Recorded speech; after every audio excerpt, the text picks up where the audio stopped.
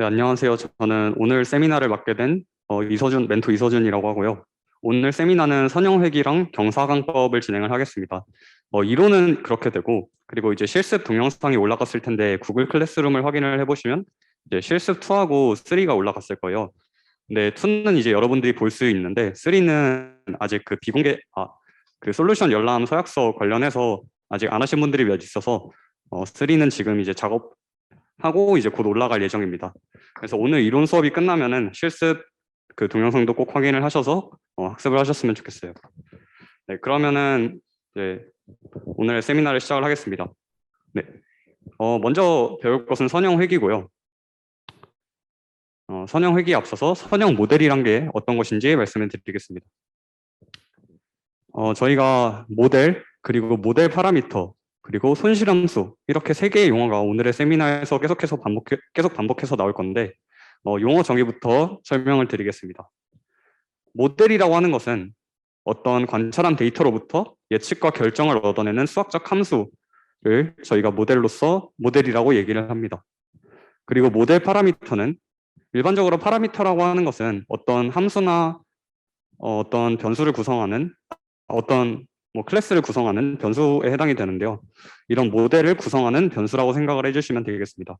그래서 올바른 예측과 결정, 저희는 이제 결과적으로는 머신러닝을 하는 것이기 때문에 올바른 예측과 결정을 얻기 위해 조정하는 변수들이라고 생각을 해주시면 되겠습니다.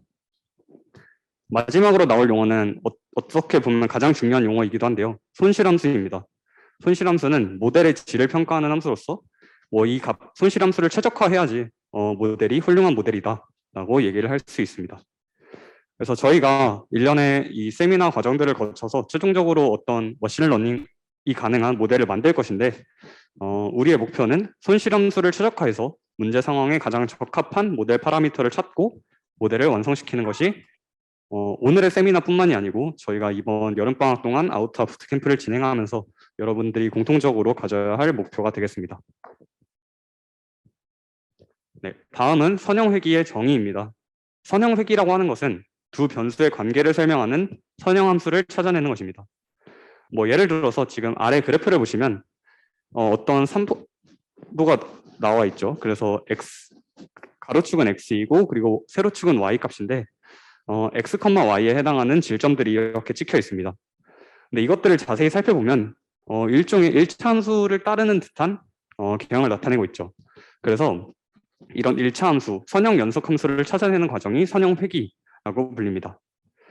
그렇다면 선형이라는 말은 일차함수이기 때문에 그렇다 쳐도 왜 회귀라는 용어가 들어갔냐고 하면 사실상 실제 데이터의 측정값에는 노이즈가 포함될 수밖에 없고 저희가 찾아내고자 하는 것은 결국에는 이상적인 이론값이기 때문에 이런 노이즈들로부터 다시 원래의 선형 연속함수로 돌아가는 과정이라고 생각을 하면 회귀라는 용어가 붙은 것이 이해가 되시리라 생각합니다. 그래서 선형회귀, 다시 정의를 말씀드리면 두 변수의 관계를 설명하는 선형함수를 찾아내는 것이 되겠습니다. 네, 아직까지는 크게 이해가 어려우신 부분은 없으리라 생각하는데요. 혹시 이해가 어려우신 부분이나 아니면 질문 사항이 있으면 언제든지 마이크 켜고 얘기하셔도 좋고 아니면 채팅으로 댓글 남겨주셔도 좋습니다. 제가 바로 답변 드리겠습니다. 네, 그 다음은 저희는 이제 어떻게 하면 선형 회귀를 할 수 있는지 선형 모델을 세우는 방법에 대해 얘기를 하겠습니다. 가장 기본적인 선형 모델은 다음과 같이 m하고 b 그리고 x라는 파라미터를 갖습니다. m은 이제 여러분들이 아시다시피 슬로프에 해당하고요. 슬로프는 기울기입니다. 그리고 b는 인터셉트라고 해서 일반적으로는 y절편 혹은 절편이라고 불리는 값이 됩니다. x는 지금 상황에서는 딱 하나만의 포인트가 해당이 되겠습니다. 그래서 이런 모델 파라미터를 어떻게 결정을 할 것이냐, 즉 최종적으로 손실함수를 최적화하도록 만드는 모델 파라미터가 좋은 모델로 가는 길이라고 했었는데 그렇다면 손실함수를 어떻게 최적화할 것이냐 라는 질문이 떠오르실 겁니다. 그러면은 그 방법이 바로 최소제곱법이다 라고 소개를 드리겠습니다. 네, 그래서 손실함수를 최적화하는 방법으로 최소제곱법이 등장을 했고요. 먼저 최소제곱법에 관해서 말씀을 드리기 전에 잔차 제곱합에 대해서 말씀을 드리겠습니다. 저희가 아까 봤었던 삼포도 그래프를 보면 지금 n개의 데이터 질점들이 이런 식으로 찍혀 있는 것을 확인할 수가 있습니다. 이렇게 n개의 데이터셋이 있는 상황에서 저희가 이렇게 방금 찍힌 점들은 true 데이터 포인트가 될 겁니다. 이제 실제 상황에서 실험적으로 얻어진 데이터 포인트들인데 특정 xi에 대해서 yi true에 해당하는 값이 질점으로서 찍히게 됩니다. 여기서 i는 이제 0과 n-1 사이에 0과 n-1 사이에 정수가 되어서 총 n개의 포인트가 찍히게 되고요. 이것은 이제 실제 데이터고 저희는 이제 이론적인 데이터가 궁금한 거니까 expected 데이터 포인트들은 각각의 xi는 고정된 채로 yi 값만 변하게 됩니다. yi predicted는 저희는 특히 선형 회귀를 하고자 하는 것이기 때문에 m 곱하기 xi 플러스 b가 될 것입니다. 그렇다면 yi true는 실제로 얻어진 값이고 yi predicted는 저희가 예상한 값이 될 겁니다. 당연히 이 둘 간에는 차이가 있을 수밖에 없고요. 그 차이를 저희는 잔차라고 부르기로 했습니다. 그래서 di를 yi true 마이너스 yi predicted라고 합니다. 그러면 굳이 이 true하고 predicted의 순서가 연관이 있냐?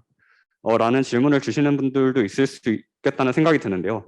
근데 저희는 최종적으로 잔차의 제곱합을 계산을 할 것이기 때문에 왜냐하면 잔차의 제곱합이 실제로 유의미한 손실 함수로서 작용할 수 있기 때문입니다. 이 부분에 관련해서는 뒤에서 조금 더 자세히 말씀드리도록 하겠습니다.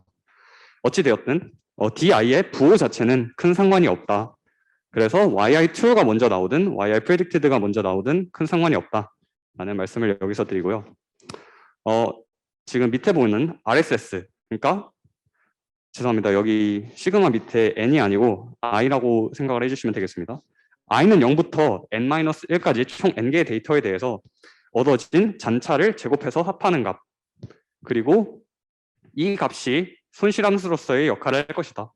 이 값이 작으면 작을수록 di의 절대값은 di의 절대값이 작아졌다고 봐도 무방하겠죠. 즉 그 말은즉슨 yi true와 yi predicted 간의 거리가 줄어들었다. 즉 yi true하고 yi predicted가 비슷하다라는 얘기가 될 것이기 때문입니다. 그래서 선형 회귀 모델의 학습을 통해서 m하고 b, 즉 이 선형 회귀 모델에서는 각각의 모델 파라미터에 해당하는 값들이죠. 이 값들을 조절해서 RSS를 최소화하자라는 것이 목표가 되겠습니다. 네, 여기까지 진행했는데 혹시 질문 있으실까요?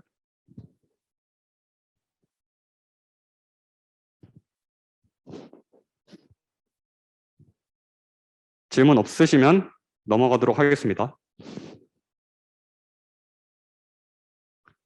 그러면 잔차 제곱합 RSS에 대해서 조금 자세히 얘기를 해보겠습니다.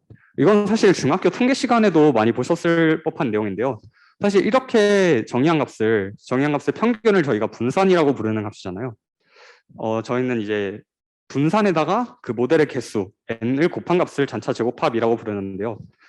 그러면 분산에서 왜 제곱을 써야 되나?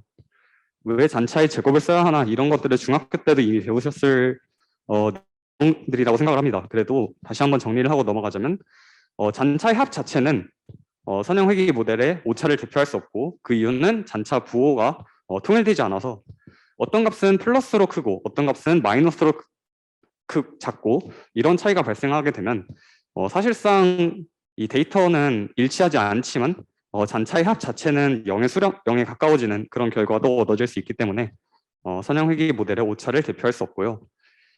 이제 두 번째 질문으로 그럼 잔차의 절대값도 꽤 유용한 손실함수로서 작용할 수 있을 것 같은데 왜 제곱합을 써야 하나? 라고 묻는다면 저희는 최종적으로 이 잔차의 제곱합, 즉 손실함수가 최소화가 되기를 원합니다. 그렇다면 최소에 관련된 얘기를 하려면 미분이라는 수학적 테크닉이 반드시 필요하게 되겠죠. 그런데 이제 잔차의 절대값 함수는 일반적으로 미분이 조금 어렵습니다. 그래서 제곱합이 미분이 훨씬 수월하기 때문에 최소나 혹은 극소와 관련된 논의를 하기에 훨씬 용이해서 잔차 제곱합을 선형 회귀 모델의 손실함수로서 설정을 했습니다. 네, 그래서 m과 b는 저희가 바꿔야 하는 모델 파라미터고요. 데이터 포인트들이 n은 0부터 n-1까지 xn, yn 이런 식으로 주어져 있습니다. 이 가운데 세미콜론은 이 m과 b 왼쪽은 이제 모델 파라미터고 오른쪽은 이제 데이터 포인트들이다 라는 구분을 위해서 이렇게 써놓은 기호고요. 그래서 L이 이제 손실함수를 나타내는데 손실함수는 다음과 같이 잔차의 제곱합으로 정의된다. 그리고 여기 yn true는 이제 실제 값이고 뒤의 값은 이제 yn predicted인데 얘는 선형 회귀 모델에서 mxn 플러스 b의 값을 나타낸다라고 보시면 되겠습니다. 그래서 이 잔차 제곱합을 최소화하는 변수 mb를 찾는 과정을 그리고 이러한 접근 방식을 최소 제곱법이라고 합니다. 즉 RSS를 손실함수로서 갖는 접근 방식을 최소 제곱법이라고 부릅니다. 그래서 m스타하고 b스타는 이 m과 b를 이제 손실함수를 최소화하게 만드는 m과 b를 계속해서 찾아 나가는 과정이라고 생각을 해주시면 되고요. 그렇게 해서 결정된 값을 m스타 그리고 b스타라고 부르기로 하였습니다.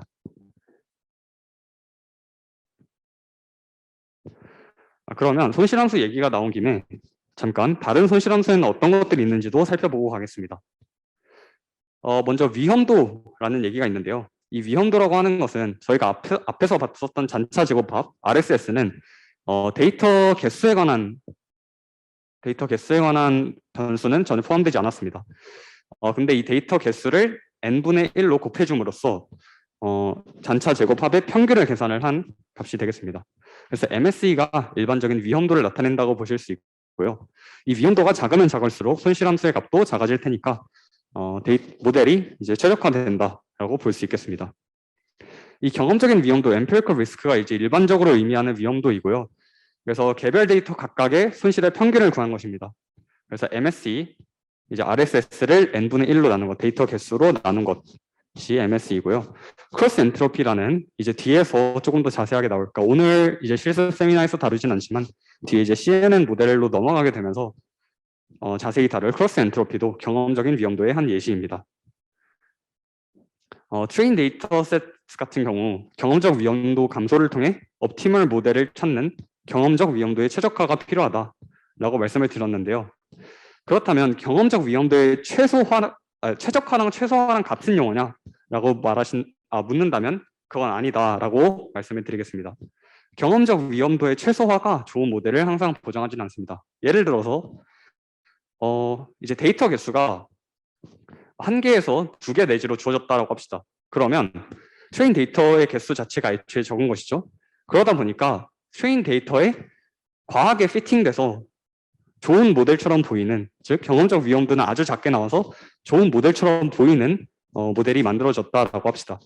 그렇지만 이 모델은 트레인 데이터에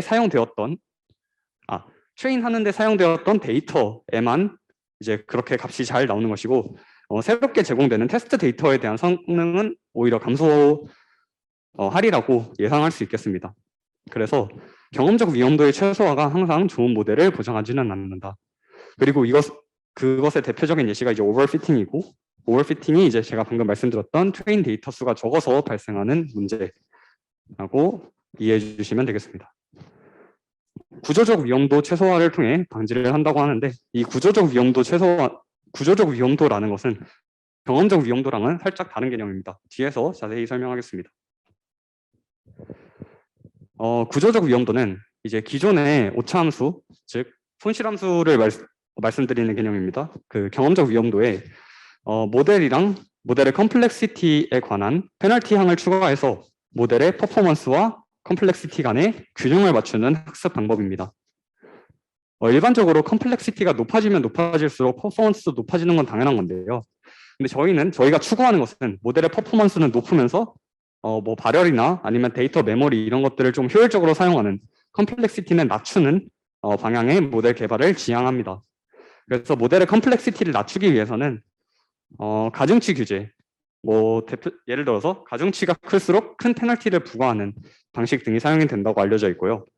여기서 이제 페널티 부과하는 방법에서는 배치 정교화를 한다든지 아니면 규제의 방법을 쓴다든지 하는 등의 방법이 있습니다. 사실 이러한 개념, 구조적 위험도나 아니면 경험적 위험도 등의 개념은 이제 그냥 머신러닝 전반에 관한 내용이고 저희가 오늘 배울 선형 회계에서는 직접적으로 사용이 되지 않습니다. 그래서 이런 개념들이 있다 정도로만 알고 넘어가 주시면 감사하겠습니다. 네, 저희는 지금까지 최소 제곱법을 봤었는데요. 그러면 최소 제곱법은 한계가 없냐? 한계는 무엇인가에 관해서 말씀드리겠습니다. 아웃라이어가 많이 존재하는 데이터에서는 최소 제곱법을 적용하기가 힘듭니다. 그 이유는 잔차가 어떤 특정한 데이터셋에서 커지게 되면 그 값들이 이제 보정이 안 되기 때문인데요. 뭐 예를 들어서 지금 이 왼쪽에 보시는 그래프 같은 경우 이렇게 밑에 아웃라이어들이 존재하는 걸 확인할 수 있습니다. 아웃라이어라고 하는 것은 일반적인 경향성에서 크게 벗어나는 값들을 의미를 합니다. 지금 일반적인 경향성이 이제 신장이 점점 증가하면 증가할수록 대략 70에서 90 사이에 그 윙스팬이 존재하고 있는 상황인데요. 근데 몇몇 데이터들은 40대에 이제 윙스팬이 존재하고 있는 걸 확인할 수 있습니다. 그래서 아웃라이어들을 고려해서 RSS를 적용을 한 후에 M과 B를 찾을 수가 있는데요. M 스타와 B 스타를 찾은 결과 이 오른쪽 그래프에서 빨간 색깔 실선과 같이 그래프가 얻어진 것을 확인할 수 있습니다. 근데 이런 그래프가 이 전반적인 데이터셋을 대표한다고 보기는 조금 어렵겠죠. 그래서 아웃라이어들을 제외하고 나머지 이 70에서 90 사이에 존재하는 데이터셋에 대해서 RSS를 적용을 하고 그리고 최소 그 RSS를 적용을 한 것을 바탕으로 M과 B를 계산을 할 수가 있는데요. 그 계산 결과 점선 빨간 색깔 점선과 같은 1차 함수가 얻어졌습니다. 그리고 이것이 이 데이터셋 모델을 오히려 잘 대표한다라고 얘기를 하는 것이 타당해 보입니다. 그래서 다시 한번 말씀드리지만 아웃라이어가 많이 존재하는 데이터에서는 최소 제곱법을 적용하기 어렵다라는 거고요. 두 번째는 뭐 당연한 얘기지만 데이터셋의 데이터 포인트 개수가 1개 이하면 당연히 최소 제곱법이 적용이 안 되겠죠. 그리고 모든 데이터 포인트가 같은 xi 값을 갖는 경우도 마찬가지로 잔차는 항상 0일 것이기 때문에 최소 제곱법이 효율적인 손실함수로서 적용되기 어려울 것입니다. 네, 그러면 이제 이후는 이 최소 제곱법을 적용해서 본격적으로 선형 회귀를 하는 방법으로 넘어갈 텐데요. 그 전에 지금까지 설명했던 것 중에 질문 사항이나 아니면 궁금했던 점 있으실까요?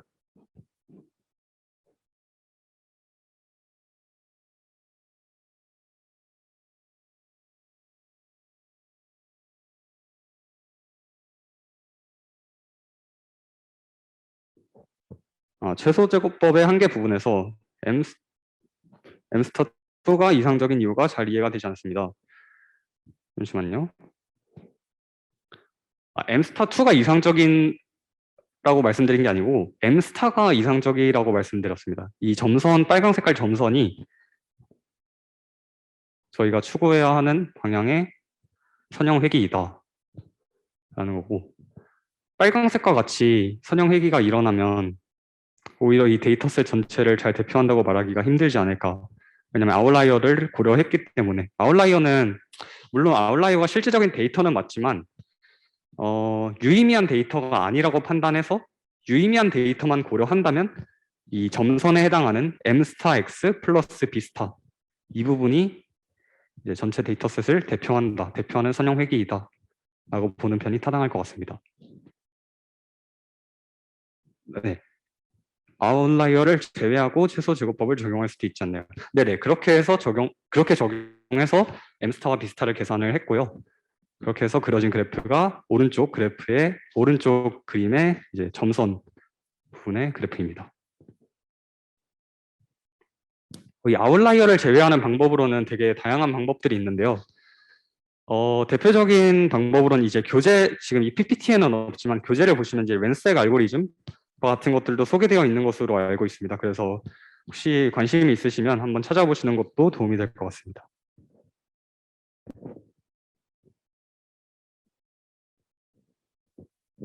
최소 제곱법의 한계 내용은 책에서 몇 페이지 부분인지 알 수 있을까요?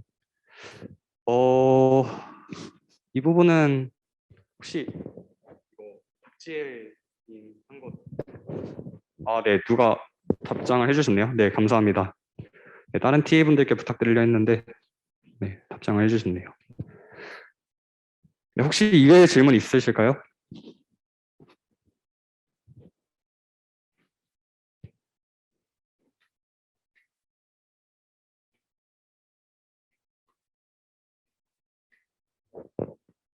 네네, 그러면 일단은 네, 넘어가도록 하겠습니다. 선형회기에 이제 본격적인 계산을 해볼 텐데요. 저희가 이제 RSS와 최소제곱법에 관한 얘기를 했고, 그렇다면 이 최소제곱법을 이용해서 어떻게 m스타와 b스타를 찾을 수 있을까에 관한 얘기를 해야겠죠. 이 손실함수는 다음과 같이 정의되고, 얘는 RSS입니다. 이랬을 때 지금 이 아래의 3차원 플롯을 잠깐 잘 봐주시면, 지금 제가 레이저 포인트로 가리키고 있는 방향의 축은 이제 슬로프, 즉 m에 해당하는 부분이고요. 그리고 이 부분은 b에 해당하는, 인터셉트에 해당하는 축입니다. 그리고 이 z축은 이제 손실함수의 크기를 나타내는 로스 축입니다. 저희는 m과 b를 변화시켜서 이 l이 최소가 되도록 하는 점을 찾을 건데요. 그러면 L이 최소가 되는 점은 그라디언트 L이 0이 되도록 하는 점이 되겠죠. 그러면 그라디언트 L이 반드시 존재한다는 건 어떻게 보장하냐라고 의문을 가지실 수도 있고, 이렇게 매끈한 포물면이 나온다는 것도 어떻게 보장하냐라는 의문을 가지실 수도 있을 것 같은데, 지금 저희의 손실함수를 보시면 굉장히 예쁜 2차 함수의 모양입니다. 그리고 이 뒤쪽에 들어가게 되는 F와 관련된 함수도 사실은 MXN 플러스 B를 이렇게 줄여놓은 것이죠. 그래서 YN과 XN에 관한, 죄송합니다. M과 B에 관한 2차 항들이 등장을 할 것이기 때문에 이런 식의 예쁜 포물면 모양이 나오게 됩니다. 그리고 당연히 미분도 가능하겠죠. 왜냐하면 모든 게 다 다항함수이기 때문입니다. 그래서 그라디언트 L이 0을 만족하는 M스타와 B스타를 찾을 예정입니다. 그러면 손실함수 L은 위식을 전개하면 되는데요. 일단 M과 B에 관해서 전개를 해야 되니까 일단 식을 쫙 한번 풀어봤습니다. 네, 굳이 푸는 과정을 하나하나 보여드리진 않았지만 최종적으로 푼 결과 이런 수식이 얻어졌고요.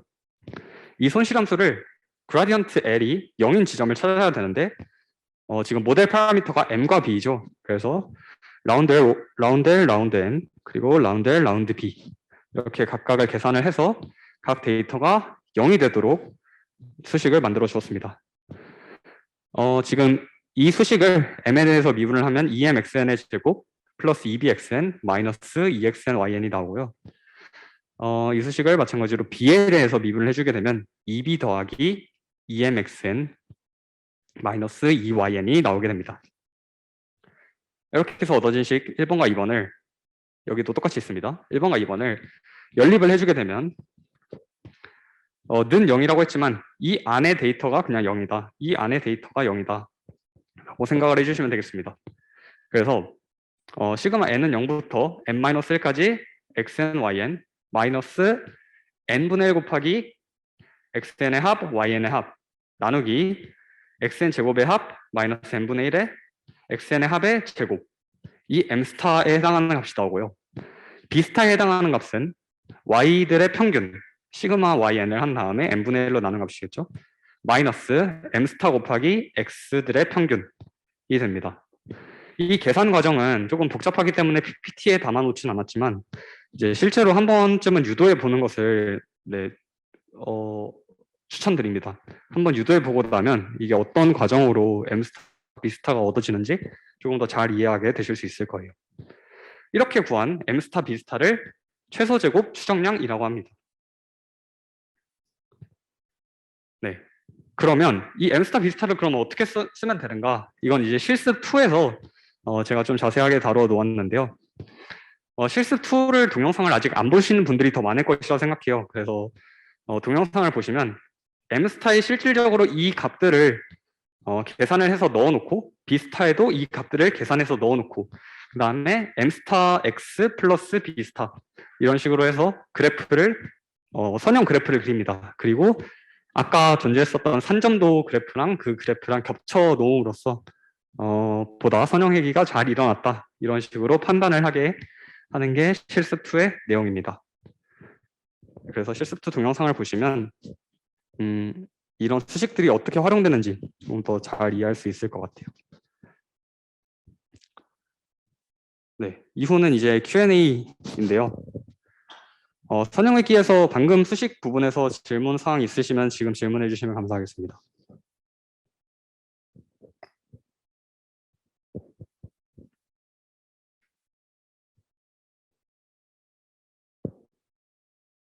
네, 딱히 없으시면 그러면 저희는 선형회귀는 이쯤에서 하고 경사강법으로 넘어가도록 하겠습니다.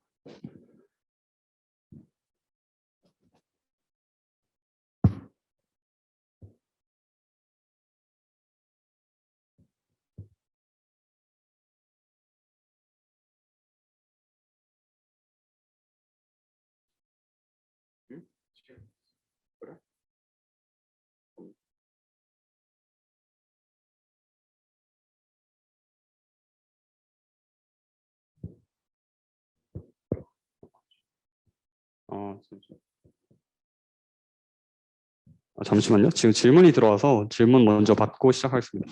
비스타를 구할 때 x, y의 평균을 사용하는 건 1차 함수기 때문에 가능한가요? 비스타를 구할 때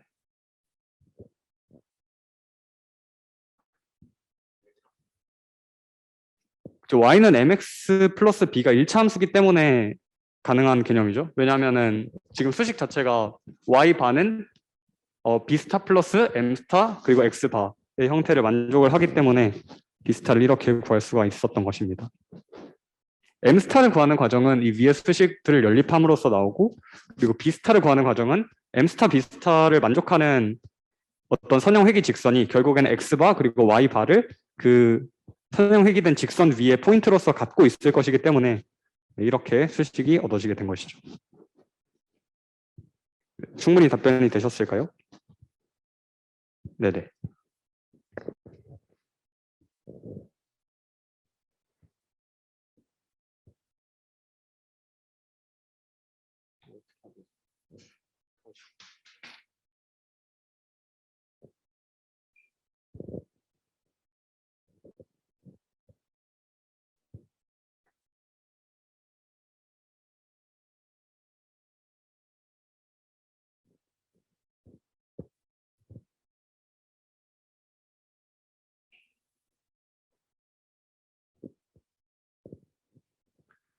네, 이어서 경사각광법 설명을 하도록 하겠습니다. 네, 손실함수인데요. 손실함수 아까 봤던 것처럼 이렇게 L을 이용해서 활용을 하고요. 방금 이제 선형회귀에서는 파라미터가 M과 B 두 개였었습니다. 이제 하나는 슬로프, 하나는 인터셉트였는데, 일반적으로 저희는 선형회귀만 할 게 아니라 일반적인 모델에 대해서 배울 거기 때문에 총 라지 M개의 모델 파라미터가 있는 상황을 생각하겠습니다. 그리고 데이터 포인트들은 아까와 마찬가지로 지금은 이제 2차원 데이터 포인트들을 설정을 했고요. n은 0에서 n-1까지 총 n개의 데이터들이 있다고 가정을 하겠습니다. 그러면 손실함수를 다음과 같이 모델 파라미터들은 세미콜론을 기준으로 해서 왼쪽에 적어놓고요. 레이저 포인트를 안 켜고 있었네요. 네, 세미콜론을 기준으로 해서 왼쪽에 적어놓고요. 데이터 포인트들은 오른쪽에 이렇게 몰아넣습니다. 이건 단순히 그냥 표기일 뿐이니까 그렇구나 하고 넘어가 주시면 될 것 같고요. 그 다음에 이제 본격적으로 경사강법 설명을 드리겠습니다. 먼저 정성적으로 좀 말씀을 드릴 건데요.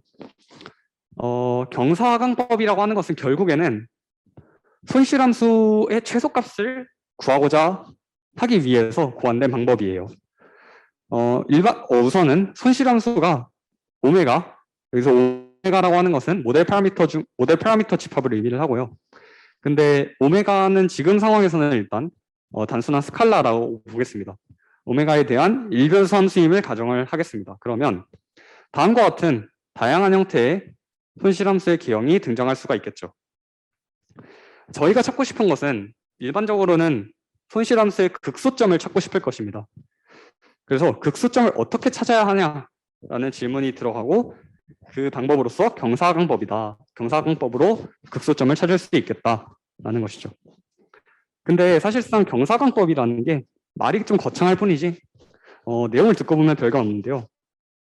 계속해서 오메가를 업데이트해가는 과정입니다. 자, 처음에 오메가를 여기서 스타트했다고 볼게요. 그래서 저희가 최종적으로 찾고 싶은 것은 이 극소점에 해당하는 손실함수를 만들어낼 수 있는 모델 파라미터 오메가를 결정하고 싶은 게 목적입니다. 그러면 처음 스타트를 여기서 해서 일단은 좀 내려가는 게 좋을 것 같아요. 그래서 조금 내려갑니다. 그래서 오메가 뉴로 업데이트가 돼요. 이 오메가 뉴는 그러면 지금 시점에서는 오메가 올드가 됐겠죠. 그 다음에 또 조금 내려가서 업데이트가 돼요. 그러면 이때 포인트가 오메가 뉴에 들어갔다가 다시 지금 시점에서는 오메가 올드가 됩니다. 그러면 오메가 올드는 또 업데이트가 돼서 이렇게 여기 골짜기 아래로 들어가게 되는 상황이죠. 즉 손실함수를 따라 내려가면서 극소를 만족시키는 오메가를 찾는 과정이라고 생각을 해주시면 되겠습니다. 지금은 이제 왼쪽 위에서 시작을 했는데요. 여기 오른쪽 위에서 시작을 하는 경우도 마찬가지로 조금 내려가고 조금 내려가고 조금 내려가고 하다가 이 골짜기에 도달을 하게 될 것입니다. 물론 이 조금 내려가는 그 스텝이 만약에 너무 컸다.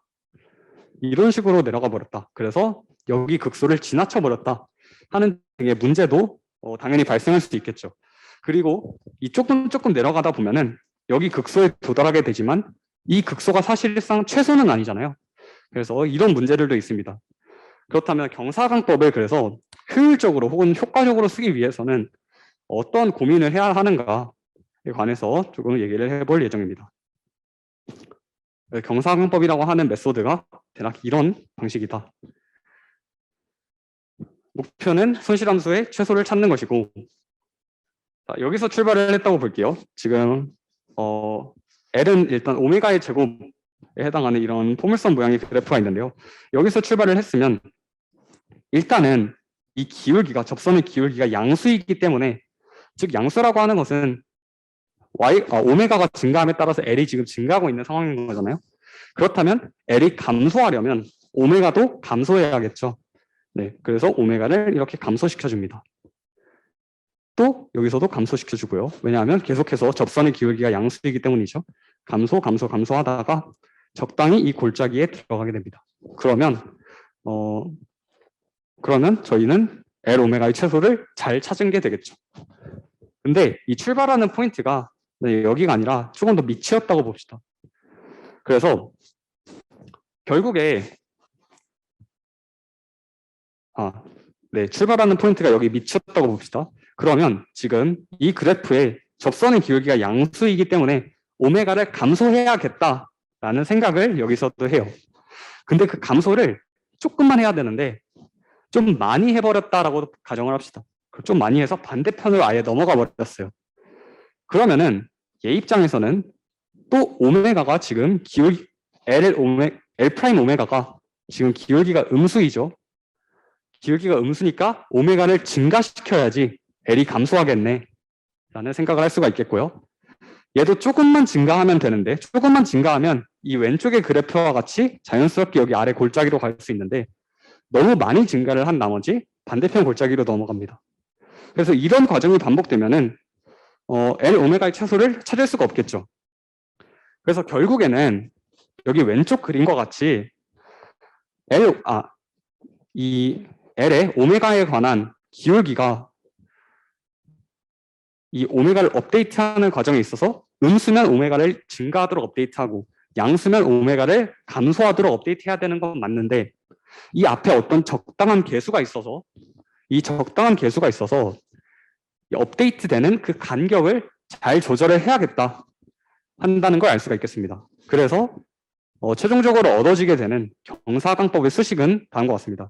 오메가 뉴 업데이트되는 값은 기존에 있던 오메가 값에서 마이너스 델타 곱하기 dL분의 d 오메가, 여기서 이때 오메가에 들어가는 값은 오메가 올드가 되겠죠.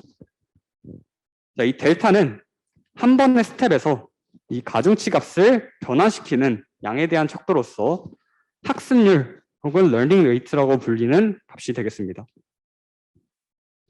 경사강법도 나중에 파이썬에서 구현을 하게 되실 텐데요. 그때 경사강법에 관련된 함수를 작성을 할 때 이 파라미터로서 들어가게 되는 러닝 웨이트, 파라미터로서 어떤 것들이 들어가게 될 것이냐 생각을 해보면 여기 러닝 웨이트가 들어가게 될 것이고요. 오메가의 맨 처음 값, 이 출발점 등이 들어가게 되겠죠. 네, 이렇게 일변수 함수에서의 경사강법을 다루어 보았습니다. 혹시 여기까지 질문이 있거나 아니면 궁금한 점 있으실까요? 아니면 이해가 안 되는 지점이나?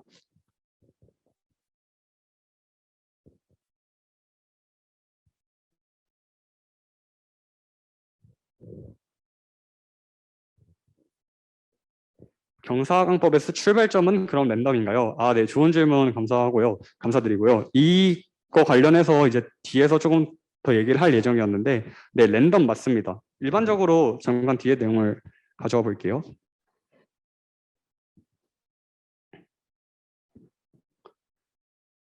네, 오메가 올드 제로가 이제 오메가의 초기 값인데, 가우스 랜덤 분포로서 랜덤하게 고르는 것이 가장 일반적입니다. 근데 만약에 저희가 손실함수의 개형을 알고 있고, 손실함수의 개형을 알고, 대략적인 개형을 알고 있는데, 어, 오메가 이니셜을 어떤 특정한 포인트로 하는 게 확실히 유리해 보인다. 그러면 또 얘기가 달라지겠죠. 그렇지만 일반적으로는 랜덤입니다. 네, 그리고 다음 질문 넘어가 보면 경사강법을 통해 선형회귀에서 m스타 b스타를 구해도 최소 제곱 추정량과 동일한 결과가 나오나요? 네, 아마도 동일한 결과, 네, 동일한 결과가 나올 겁니다. 왜냐하면 경사강법이라는 메소드 자체가 결국에는 이 최적화된 파라미터를 찾는 과정이고요. 그리고 선형회귀에서 사용되었던 RSS가 이제 저희의 손실함수였잖아요. 그 손실함수 모양이 굉장히 파라볼릭하게 예쁘기 때문에 네, 동일한 결과가 나올 겁니다.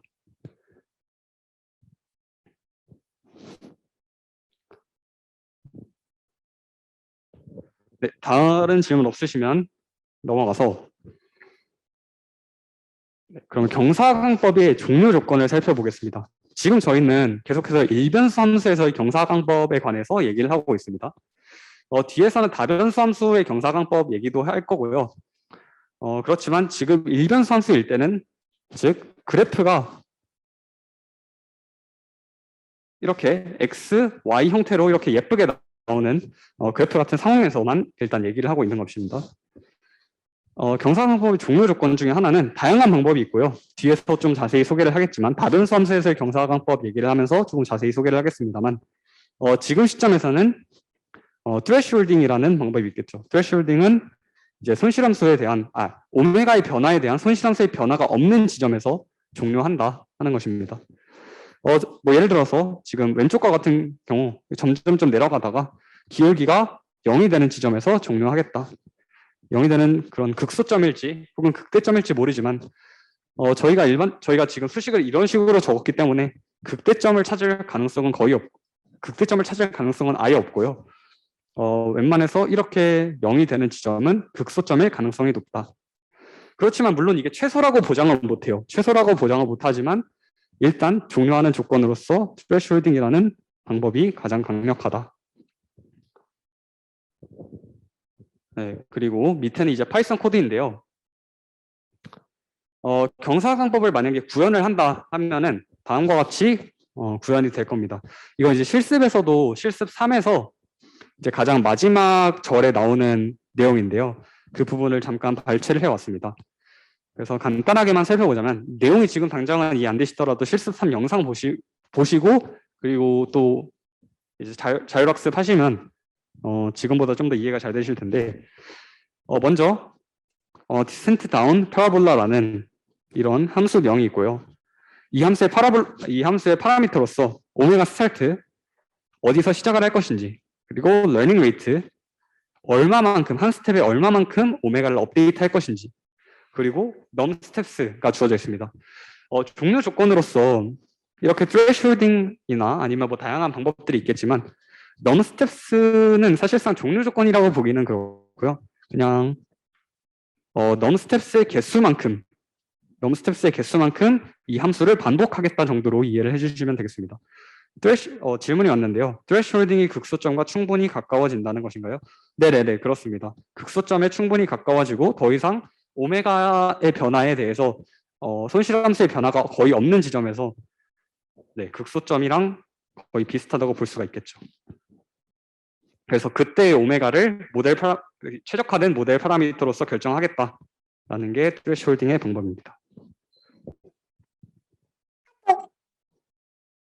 죄송합니다. 답변이 되셨을까요? 네. 그러면 잠시만요. 네네. 자, 오메가 values는 오메가 스타트 값을 처음에 가지고 있습니다. 가지고 있는 리스트가 되겠고요.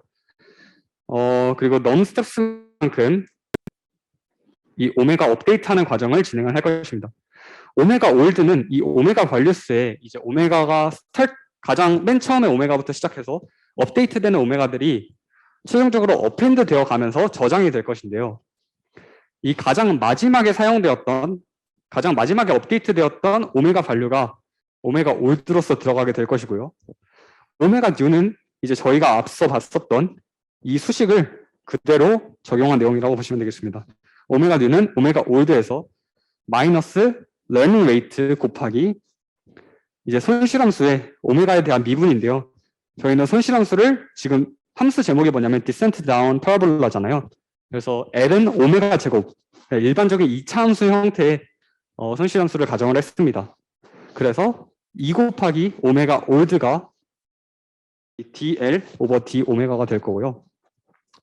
그래서 오메가 뉴를 이렇게 업데이트를 한 다음에 오메가 밸류스에 오메가 뉴 값을 어펜드 할 예정입니다. 이렇게 넘 스텝스만큼 반복을 하고 나면 리턴 타입으로 이제 넘파이 어레이 타입의 오메가 밸류스를 리턴을 하게 됩니다. 그러면 최종적으로는 어떤 값이 나올 거냐? L은 오메가 제곱을 생각을 해보면 이제 오메가 스타트에 뭐 예를 들어서 4라는 값을 넣었다고 가정을 합시다. 그러면 4부터 시작해서 점점점 그 값이 줄어들어서 물론 러닝 레이트가 이제 좋은 러닝 레이트, 그러니까 저희가 전 슬라이드에서 봤었던 적절한 학습률의 경우를 생각을 해보면 4에서 시작해서 점점점 줄어들면서 거의 마지막에는 0에 가까운 값을 오메가에 저장을 하게 되겠죠. 이 파이썬 코드를 실행하는 과정을 제가 그 경사강법 경사강법 세미나가 끝나고 따로 이제 그 주피터 파일을 열어서 공유해서 보여드리도록 하겠습니다. 네, 그리고 이제 일변 함수에서의 경사강법 얘기는 마쳤고 다변수 함수에서의 경사강법으로 돌아왔는데요. 아까와는 달리 모델 파라미터가 이제 오메가 1부터 오메가 m까지 m개가 생겼습니다. 그러면 물론 이 오메가 1, 오메가 m들은 모두 다 스칼라고요. 이 스칼라들을 m개의 원소를 갖는 열벡터 오메가로 묶어버렸습니다. 그러면 저희가 지금까지 일변수 함수에서 했던 논의를 그대로 적용을 한다 치면 이 오메가를 업데이트할 과정인데 오메가 뉴는 오메가 올드에서 러닝 레이트에다가 이 손실함수의 그래프가 오메가에 관해서 가장 크게 변하는 지점으로 업데이트를 해주어야겠죠. 그래서 그라디언트 L 오메가가 될 것입니다. 지금 L이라고 하는 손실함수는 오메가 1부터 오메가 m까지를 파라미터로서 가지고 있기 때문에 이렇게 그라디언트를 씌워주게 되면 이런 식으로 총 m개의 열벡터가 얻어지게 될 겁니다. 그래서 지금 개수를 따져보면 m by 1 열벡터 마이너스 어떤 스칼라 곱하기 m by 1 열벡터 해서 m by 1 새로운 열벡터로 업데이트 되는 과정이라고 보시면 되겠습니다. 대표적인 예로 일단은 지금 변수가 2개인 손실함수를 가지고 왔는데요. L 오메가 1, 오메가 2 같은 경우 2 오메가 1의 제곱 더하기 3 오메가 2의 제곱에 대한 경사강법을 실행을 해보겠습니다. 마찬가지로 오메가 1, 오메가 2를 열벡터로 갖는 오메가라는 벡터를 생각을 해볼 거고요. 그러면 오메가 1 뉴, 오메가 2 뉴가 이제 업데이트될 값이고 기존의 값에서 마이너스 델타 곱하기 델타는 이제 계속해서 말씀드렸던 러닝 레이트고요. 곱하기 여기 미분값에 해당하는 그라디언트에 해당하는 값이 들어가게 됩니다. 지금 L을 오메가 1에 대해서 미분을 해주게 되면 4 오메가 1이 되고요. 그래서 4 오메가 1이 위에 원소로서 들어가 있고 오메가 2를 미분을 해주게 되면 6 오메가 2가 이제 아래 원소로서 들어가게 됩니다. 네. 그래서 이 과정을 지금까지 말씀드렸던 뭐 thresholding이나 아니면 다른 종료 조건까지 반복을 한다던가 아니면 밑에 보이는 파이썬 함수 같은 경우는 마찬가지로 넘스텝스가 주어져 있어서 넘스텝스 횟수만큼 반복을 하고 종료하게 되는 그런 과정입니다. 이것도 마찬가지로 파이썬 코드를 나중에 이 경상화법 세미나가 끝나고 그리고 따로 주피터 노트북에서 보여드리도록 하겠습니다. 큰 스트럭처는 비슷하지 않는데요. 지금 문법이 여기가 for 밑에 바 in 언더바 in range num steps 이 과정이 한 줄 내려왔어야 돼요. 그래서 지금 아마 이 상태로 그냥 소스 코드를 쓰셔서 돌리게 되면 아마 에러가 날 건데요. 네, 제가 그 주피터 노트북에는 제대로 써서 돌려보도록 하겠습니다. 네, 넘어가서 하이퍼 파라미터 내용입니다. 경사강법의 하이퍼 파라미터인데요. 하이퍼 파라미터라고 하는 용어 자체가 좀 생소하지만 사실 그냥 그라디언트 디센던트, 그러니까 경사강법을 진행을 하면서 그 함수 내에서 사용되는 변수라든지 아니면 뭐 방법들을 의미합니다. 뭐 종료 조건이라든지 그런 방법들을 의미를 하는데요. 가장 기본적인 변수로서는 일단 오메가 올드 제로가 있겠죠. 얘는 이제 맨 처음에 넣어주는 오메가 값이 될 것입니다. 이것은 이제 가우스 랜덤 분포로서 랜덤하게 고른다. 혹은 우리가 손실함수의 개형을 그럴 리는 없겠지만 손실함수의 개형을 알았으면 최소값을 딱히 구하려는 노력을 안 했겠죠. 개형을 대략적이라도 알고 있다고 가정을 하면 뭔가 조금 더 유리한 방향으로서 랜덤하게 고를 수 있도록 조금 조정은 하겠죠. 그리고 두 번째는 델타, 학습률 러닝 레이트고요. 그렇다면 저희가 이제 이 얘기는 안 했잖아요. 학습률을 어떻게 결정을 할 것인가. 좋은 학습률이란 무엇인가는 배웠는데 좋은 학습률을 어떻게 찾을 것인가 얘기를 해보겠습니다. 이것은 그냥 하나하나 해보는 거예요. 말 그대로 하면. 10의 거듭 제곱들을 각각 학습률로 사용을 해서 경사강법을 진행을 해봅니다. 그래서 지금 왼쪽의 그래프를 보시면 이게 잘 보이실지 잘 모르겠는데 파란 색깔 그래프가 있고요. 노란 색깔 그래프가 있고 초록 색깔, 빨강 색깔, 뭐 보라 색깔 그래프가 있습니다. 지금 러닝 웨이트를 각각 읽어보면 하나는 10의 마이너스 4승이고 10의 마이너스 3승, 10의 마이너스 2승, 10의 마이너스 1승에서 이런 식으로 다양하게 10의 거듭 제곱의 형태로 학습률이 주어져 있습니다.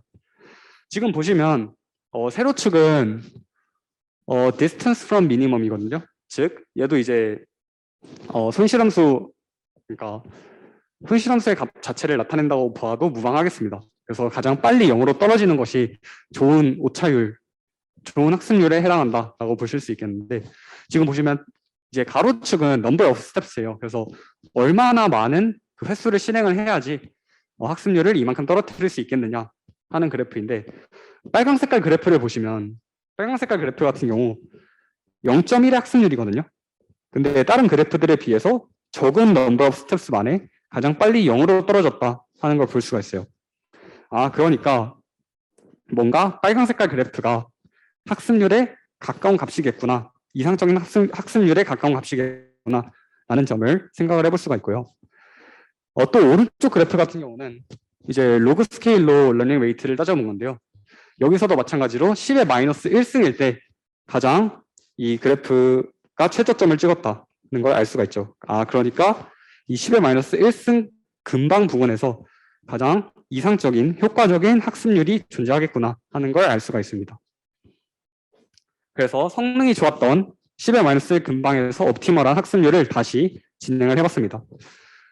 지금 러닝 웨이트로 주어져 있는 이 레이블은 0.05, 0.14, 0.24, 0.33, 0.43, 0.52, 0.62, 0.71, 0.81, 0.9 이렇게 해서 10의 마이너스 1승에서 10의 0승 그 사이에 있는 값들을 주어줬고요. 지금 보시면 이 갈색깔 그래프가 가장 빨리 떨어지고 있죠. 이 갈색깔 그래프는 학습률이 0.52일 때의 그래프입니다. 그래서 오른쪽 그래프에서 똑같이 방금 전에 봤었던 슬라이드에서 했었던 러닝 웨이트를 이용해서 이 손실함수의 로그 스케일을 계산한 결과 0.52의 학습률을 가졌을 때 가장 손실함수가 크게 떨어졌다 하는 걸 확인할 수가 있어요. 그래서 0.52를 옵티멀한 학습률로 결정을 하면 되겠구나 하고 이제 0.52를 학습률로서 사용을 하면 되는 것입니다. 그리고 이제 스토핑 스텝인데요. 이제 아까 저희가 일변수 함수의 경상항법을 설명을 드릴 때 트레시홀딩을 얘기를 했는데 thresholding이라고 하는 것이 이제 오메가가 아무리 변함에 따라서 이제 손실함수가 크게 변화가 없으면 이제 그 지점에서는 종료를 해도 될 것이다. 왜냐하면 오메가가 크게 업데이트되지 않고 있고, 그리고 아무래도 그 값이 극소점의 근방일 확률이 매우 높기 때문이다. 이렇게 말씀을 드렸는데, 굳이 꼭 0이 아니더라도 특정 값 이하로 이 특정 값을 어떻게 또 설정하냐는 좀 다른 문제긴 한데요. 이 특정 값 이하로 그레디언트가 감소하면 종료한다 라는 것이 thresholding이고요. 그리고 그레디언트 값을 그래프에 나타낸 뒤 사용자 판단 하에 반복 종료하는 방법도 있고, 이것은 이제 그래프가 동적으로 동적으로 그려지는 그래프야겠죠. 그래서 뭐 실시간으로 저희가 아까 봤었던 파이썬 함수 같은 경우에 넘스텝스 값에 따라서 이 그레디언트 값을 그래프로 그린 다음에 이 정도면 그레디언트가 충분히 작아, 이 정도면 그만해도 되겠어라고 사용자가 판단을 한 다음에 그만하는 방법이 있고요. 두 번째는 이제 어토 스토핑 옵션인데요. n번 반복 후 값 변화가 없을 시 반복 종료한다 라는 것입니다. 어쨌든 기본적인 아이디어는 큰 변화가 없으면 종료한다 라고 봐주시면 되겠습니다.